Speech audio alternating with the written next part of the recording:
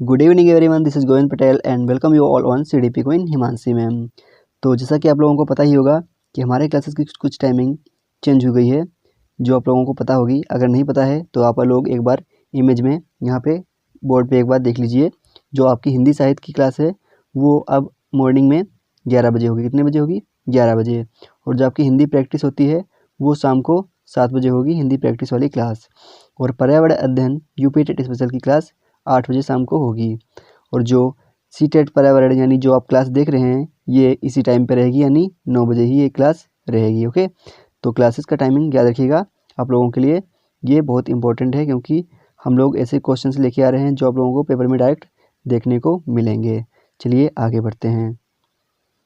तो आज की वीडियो में हम बात करेंगे जो कि मैं आपको पर्यावरण अध्ययन यानी ईवीएस के शॉर्ट नोट्स करवा रहा था।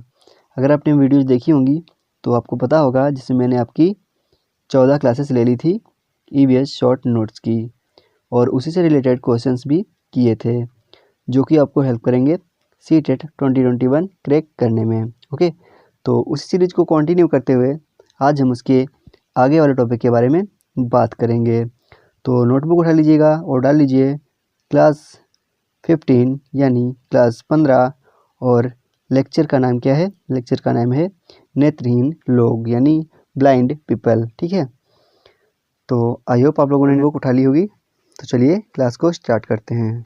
तो पहला पॉइंट है नेत्रहीन लोग यानी ब्लाइंड पीपल। लिखा हुआ है नेत्रहीन लोग ब्रेल लिपि द्वारा पढ़ते हैं। नेत्रहीन जो लोग होते हैं जिनको दिखाई नहीं देता है वो लोग ब्रेल लिपि द्वारा पढ़ते हैं। कौन सी ब्रेल लिपि? जो मोटे कागज़ पर उभरे हुए बिंदु से बनी होती है। मोटे कागजों पर उभरे हुए बिंदु से ये ब्रेल लिपि बनी होती है, याद रखिएगा, इम्पोर्टेंट है। चलिए आगे बढ़ते हैं। नेक्स्ट लिखा हुआ है लुई ब्रेल का जन्म फ्रांस में हुआ था। कहाँ पे हुआ था? लुई ब्रेल का जन्म फ्रांस में हुआ था। ये फ्रांस के रहने वाले थे। नेक्स्ट पॉइंट में लिखा हुआ है नुकीले औजार से इनकी आंखें खराब हो गई थीं। कैसे? नुकीले औजार से इनकी आंखें बचपन में ही खराब हो गई थीं। आगे लिखा हुआ है लुई ब्रेल ने ब्रेल सिस्टम 1821 ईस्वी में दिया। कब दिया? 1821 ईस्वी में दिया, परंतु 1832 में इसे स्वीकार किया गया। याद रखिएगा, मोस्ट इंपॉर्टेंट है, यहाँ से आपका क्वेश्चन बन सकता है। ओके, कि लुई ब्रेल ने ब्रेल सिस्टम कब दिया? 1821 में दिया, और ये लागू कब हुआ? ये स्वीकार किया गया 1832 में। ओके, याद रखिएगा, मोस्ट इंपॉर्टेंट है। चलिए आगे बढ़ते हैं। आगे लिखा हुआ है ब्रेल लिपि 6 बिंदुओं पर आधारित होती है। कितने बिंदुओं पर? ब्रेल लिपि 6 बिंदुओं पर आधारित होती है, और मोटे मोटे कागज पर एक नुकीले औजार से बिंदु बनाकर लिखा जाता है। कैसे? मोटे जो कागज होते हैं उन पर एक औजार से बिंदु बनाकर इसको लिखा जाता है। आगे बढ़ते हैं। आगे लिखा हुआ है ब्रेल लिपि गणित व विज्ञान के लिए सामान्य भाषा के कोड होते हैं। यानी अगर आपको गणित या विज्ञान पढ़नी है तो भाषा के कोड होते हैं। वो कोड कितने होते हैं? 1837 कोड होते हैं। कितने? 1837 कोड होते हैं, जिससे आप गणित या विज्ञान पढ़ सकते हैं। ओके, तो आप लोग यहाँ पे नीचे चार्ट देख सकते हैं, ये ब्रेल लिपि का चार्ट बना हुआ है। जैसे कि इसमें आप देख सकते हैं, अगर आपको एक ए बनाना है तो सिंगल डॉट करना है, अगर बी बनाना है तो यहाँ पे डबल डॉट बनाने हैं, सी बनाना है तो ऐसा, डी बनाना तो ऐसा।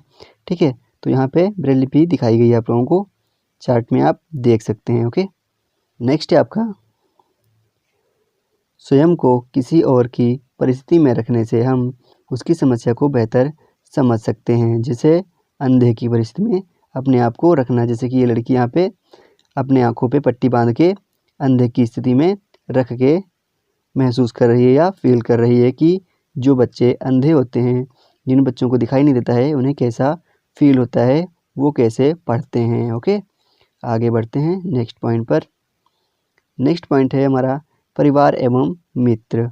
क्या? परिवार एवं मित्र इम्पोर्टेंट है, नोट कर लीजिएगा। पॉइंट है बालक का परिवार ही उसका पहला स्कूल होता है। यहाँ से इम्पोर्टेंट है, यहाँ से क्वेश्चन बन सकता है। क्या? बालक का पहला स्कूल क्या होता है? उसका परिवार इसका पहला स्कूल होता है, याद रखिएगा, इम्पोर्टेंट है। नेक्स्ट पॉइंट लिखा हुआ है बालक की आवाज़, आँखें, बाल उनके माता पिता से मिलती हैं। क्यों? क्योंकि डीएनए क्रोमोसोम माता पिता के लक्षणों से संतान को प्राप्त होते हैं। कैसे? जो माता पिता के डीएनए होते हैं वो बच्चों को प्राप्त हो जाते हैं। चलिए आगे बढ़ते हैं। आगे लिखा हुआ है परिवार के अपने रिवाज होते हैं। हर परिवार के अपने अपने रिवाज होते हैं। यह बच्चों में सामूहिकता अनुशासन के प्रति लगाव बढ़ाते हैं। यानी जो परिवार के रिवाज या सामूहिक अनुशासन होते हैं वो बच्चों के प्रति लगाव बढ़ाते हैं, जिससे बच्चे सीखते हैं। आगे बढ़ते हैं। आगे लिखा हुआ है ईमानदारी का गुण बच्चा अपने माता पिता से सीखता है। कैसे सीखता है? ईमानदारी का गुण बच्चा अपने माता पिता या परिवार से सीखता है। ओके, याद रखिएगा, इंपॉर्टेंट पॉइंट है। आगे बढ़ते हैं। आगे देखते हैं क्या है। आगे है ग्रेगर जॉन मेंडल के बारे में लिखा हुआ है। किसके बारे में? ग्रेगर जॉन मेंडल के बारे में लिखा हुआ है। तो नोटबुक में हेडिंग डाल लीजिए ग्रेगर जॉन मेंडल। अब इनके बारे में हम लोग बात करेंगे। देखते हैं ये कौन थे और इनको हम लोग आखिर क्यों पढ़ रहे हैं। ओके, तो पहला पॉइंट है ग्रेगर जॉन मेंडल का जन्म 1822 ईस्वी में ऑस्ट्रेलिया के किसान परिवार में हुआ था। कहाँ हुआ था? ग्रेगर जॉन मेंडल का जन्म 1882 ईस्वी में ऑस्ट्रेलिया के किसान परिवार में हुआ था।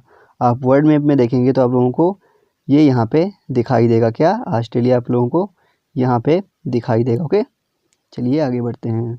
तो अब हम लोग पढ़ेंगे एनसीईआरटी की बुक में दिया हुआ कुछ शॉर्ट नोट्स के बारे में, जो कि ग्रेगर जॉन मेंडल के बारे में लिखा हुआ था। चलिए देखते हैं कि एनसीईआरटी की बुक में इनके बारे में क्या लिखा गया था और ये क्या कहानी दी हुई है। ध्यान रखिएगा, एनसीईआरटी की बुक में दिया हुआ है, यानी आप लोगों के लिए मोस्ट इम्पोर्टेंट है। ध्यान से लिखिएगा, ध्यान से सुनिएगा। चलिए स्टार्ट करते हैं। लिखा हुआ है ऑस्ट्रेलिया में रहने वाले ग्रेगर मेंडल का जन्म सन 1922 में एक गरीब किसान परिवार में हुआ था। उन्हें पढ़ाई का बहुत शौक था, पर परीक्षा के नाम से पसीने छूट जाते थे। क्या तुम्हारा भी कुछ ऐसा ही हाल है? यानी पढ़ने का शौक था लेकिन परीक्षा के नाम से उन्हें डर लगता था। आगे लिखा हुआ है यूनिवर्सिटी की पढ़ाई के पैसे न होने के कारण उन्होंने एक मठ में रहकर मंक बनने का सोचा। यानी जब यूनिवर्सिटी की पढ़ाई की बारी आई तो उनके पास पैसे नहीं थे, इसीलिए उन्होंने क्या सोचा कि हम एक मठ में रहेंगे और वहाँ पे मंक यानी मुनि बन जाएंगे। आगे लिखा हुआ है ताकि वहीं से उन्हें आगे बढ़ने का मौका मिल सके, ताकि वहीं से उन्हें आगे बढ़ने का मौका मिल सके। आगे लिखा हुआ है जो मिला भी, ठीक है, पर विज्ञान शिक्षक की पक्की नौकरी के लिए उन्हें फिर भी एक परीक्षा देनी पड़ी। यानी विज्ञान जो शिक्षक बनने के लिए एक एंट्रेंस एग्ज़ाम यानी जो एक एग्ज़ाम होता है वो उन्हें देना पड़ा। नेक्स्ट लिखा हुआ है उफ, घबराहट के मारे वे परीक्षा से भाग जाते और फेल होते रहते। लेकिन वो घबराहट की वजह से परीक्षा से बार बार भाग जाते और फेल होते रहते थे। आगे लिखा हुआ है खैर उन्होंने विज्ञान के प्रयोग करना नहीं छोड़ा। 7 साल तक मठ के बगीचे में 28,000 पौधों पर बारीकी से प्रयोग किए। कितने? 7 साल में उन्होंने 28,000 पौधों पर बारीकी से प्रयोग किए और ढेरों आंकड़े इकट्ठा किए। एक नई बात खोज निकाली। क्या बात थी वो? चलिए आगे देखते हैं।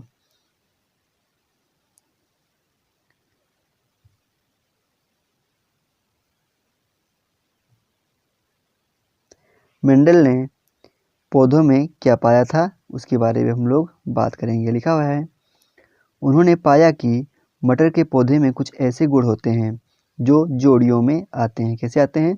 मटर के पौधे में कुछ ऐसे गुण होते हैं जो जोड़ियों में आते हैं। जैसे बीज का चिकना या खुरदरा होना। बीज जो होता है वो चिकना होगा या फिर खुरदरा होगा, वो जोड़ियों में होता है। आगे लिखा हुआ है पीला या हरा होना। पीला होगा या हरा होगा ये भी जोड़ियों में डिसाइड होता है। आगे लिखा है और पौधे के तने का लंबा या नाटा होना। पर चिकने बीज वाले और खुरदरे बीज वाले पौधे के बच्चे भी यानी अगली पीढ़ी के पौधे में भी बीज या चिकना होगा या खुरदरे ही होते हैं। ऐसा नहीं होता कि एक बीज थोड़ा चिकना हो और दूसरा थोड़ा खुरदरा हो। यानी जब अगली पीढ़ी होगी तो उसके बीज होंगे, अगली पीढ़ी वाले जो बीज होंगे वो भी अगर होंगे तो जोड़ियों में होते हैं। वो भी अगर चिकने होंगे तो दोनों चिकने होंगे और अगर खुरदरे होंगे तो दोनों खुरदरे होंगे। ऐसा नहीं होगा कि एक खुरदरा हो जाए और दूसरा चिकना बीज हो जाए। ठीक है, आगे देखते हैं। इसी तरह रंग के गुण में अलग अलग पीढ़ी के पौधे के बीज या पीले होते हैं या हरे। ऐसा नहीं होता कि पीला और हरा मिलकर कोई नया रंग बना लें। ठीक है, लिखा हुआ यही नहीं, मेंडल ने तो यह भी बताया कि मटर की अगली पीढ़ी के पौधे में ज़्यादा पीले बीज वाले ही होंगे। मेंडल ने बताया कि मटर की जो अगली पीढ़ी आएगी, जो धीमे धीमे पीढ़ी बढ़ती जाएगी, उसमें ज़्यादा तक पीले बीज वाले ही पौधे होंगे। आगे लिखा हुआ है, इसी तरह उन्होंने बताया कि अगली पीढ़ी में चिकने बीज ज़्यादा होंगे। ओके, तो ये थे आपका मेंडल से कुछ मोस्ट इम्पोर्टेंट पॉइंट जो हमने आपको बता दिए, आप लोगों को दिखा दिए। चलिए आगे बढ़ते हैं। तो वही सेम चीज़ फिर से लिखी हुई है। इन्होंने 28,000 पौधों पर प्रयोग किया और फैक्टर नामक गुणक के लक्षण को अगली पीढ़ी में ले जाने वाला बताया। ठीक है, फैक्टर नामक गुणक के लक्षण को अगली पीढ़ी में ले जाने वाला बताया। चलिए आगे बढ़ते हैं। अब आज की क्लास से रिलेटेड कुछ क्वेश्चंस हैं, इनको आप लोगों को आंसर देना है। तो चलिए क्वेश्चन को पढ़ लीजिए और इसका आंसर जल्दी बता दीजिए। पहला क्वेश्चन है, निम्नलिखित में से दृष्टिहीन बालक को डैश लिपि से शिक्षा दी जाती है, यानी बालक को कौन सी लिपि से शिक्षा दी जाती है वो आप लोगों को बताना है। ऑप्शन ए है देवनागरी लिपि से, ऑप्शन बी है ब्रेल लिपि से, ऑप्शन सी है गुरमुखी लिपि से, ऑप्शन डी है लुई लिपि से। चलिए आंसर दीजिए। बहुत अच्छा क्वेश्चन है, अभी हम लोगों ने इसके बारे में बात की है। चलिए बताइए।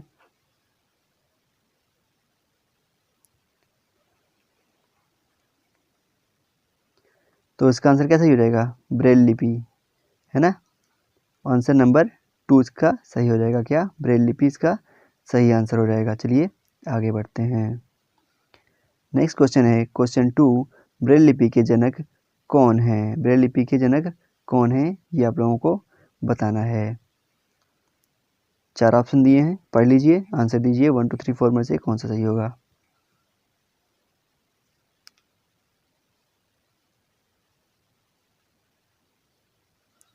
तो अभी हम लोगों ने बात की कि ब्रेल लिपि के जनक कौन है? लुई ब्रेल हैं। ठीक है, जो कि ऑस्ट्रेलिया के रहने वाले थे।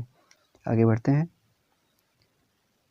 क्वेश्चन नंबर 3 है, निम्नलिखित वैज्ञानिक प्रयोगों में से किसने साबित किया कि मटर के पौधे के कुछ गुण होते हैं जो जोड़े में आते हैं और उन गुणों को अगली पीढ़ी को देते हैं, यानी वो उन गुणों को अगली पीढ़ी में पहुंचाते हैं।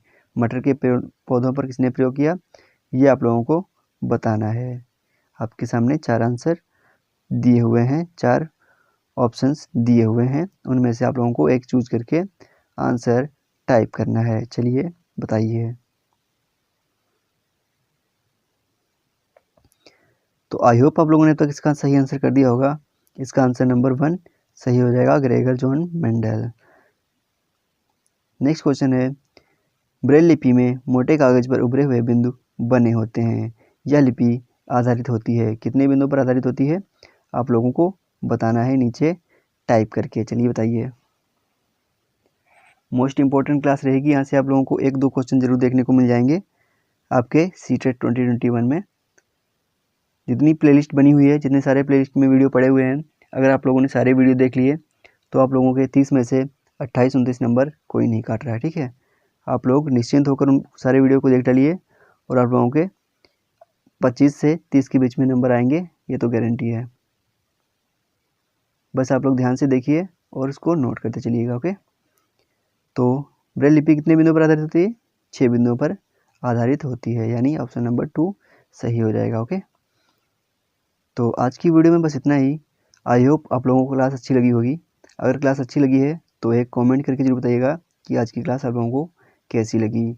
और अगर आप लोगों को कुछ नया चाहिए, यानी कुछ अलग टॉपिक पे एक वीडियो चाहिए, तो आप लोग कमेंट करके बता सकते हैं। ठीक है, तो आज की वीडियो में बस इतना ही। आप लोगों से नेक्स्ट वीडियो मुलाकात होगी, तब तक के लिए जय हिंद, जय भारत।